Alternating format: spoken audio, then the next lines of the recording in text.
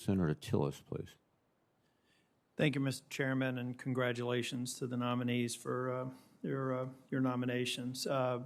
Very briefly, Dr. Honey, I'd be kind of curious to see, with respect to the United States compared to China and Russia, how are we doing in the race for quantum information science? And with respect to China, maybe include in that artificial intelligence. Are we ahead, behind, or just keeping up?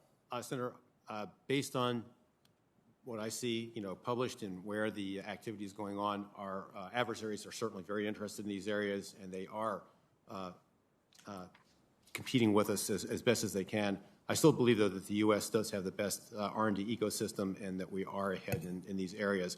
But it's a challenge to stay ahead and one that we have to keep focused on to remain there. If confirmed, briefly, what would be your top priorities to make sure that we leapfrog ahead? Senator, my priorities would be supporting the DoD ecosystem to make sure that we're making the right investments, that we're getting the value out of it, collaborating with the other agencies, but even more importantly these days, staying in contact with the commercial industry. There's a lot of quantum that's being funded by the venture capital community today that previously would never have been done, so we need to leverage all these investments to stay ahead. Thank you.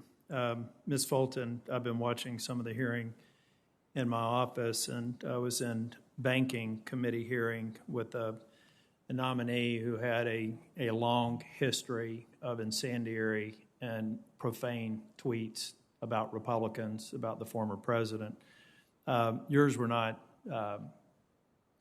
profane, but they are questioning. I also want to associate myself with some of the comments that Senator Sullivan made about his concerns. But rather than getting into the specifics of the tweets, they're in the record. In an organization that you're going to go into that are going to have thousands, tens of thousands of people across the political spectrum, why would those who would just object to what you've put out there feel comfortable with you having them lead them? Thank you for the question, Senator. Throughout my career, I've worked side by side with people regardless of their political affiliation. One of the most critical issues that we faced at the military academy was a combination of sexual harassment and assault problems and a need to recenter character. And I worked, my closest partner in that was Congressman Steve Womack. I worked probably throughout my time on the Board of Visitors, my closest working partners on getting things done were either appointed by Republicans or were Republican members of Congress. And I've always worked with people regardless of their political viewpoint. I would continue to strive to do so. And as I did in the military, what we do is we focus on the mission. What is the mission? And we work together to achieve that. What is the thought process? And by the way, you've had a very impressive career, and you should be commended for blazing the trail for women in the Army. But what would motivate you to take it to that level? If on the one hand you've just told me that you've worked side by side and collaborative, why didn't it give you pause before you pressed tweet when you're casting an entire political party in the same light?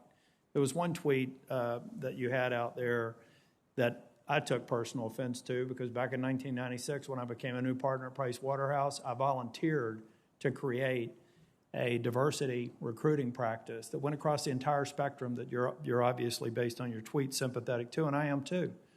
But just give me an idea of why you felt comfortable with doing that if you also have just said that you work across the broad spectrum of people. How could that, if they knew that this is what you felt, do you think that would undermine your ability to actually work with them?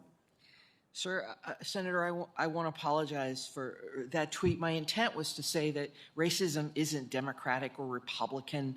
It's not political. It's a moral issue. And the party should make a statement, because a whole group of people should never be tarnished with the actions of one or a few. Yeah, but it came across completely wrong, and I apologize, Senator. It came out completely wrong. It's not what I meant. if you could submit for the record an example of where there's a pattern where you've said you're calling on everybody across the ideological spectrum, but it seems to me that at least what I've observed, and there could be more that were not submitted to me for preparation before the committee, to demonstrate that balance. Because, you know, honestly, I hired a lot of people as a partner at Price Waterhouse. And if this were in, and we did a lot of searches on social media, I do that in my office.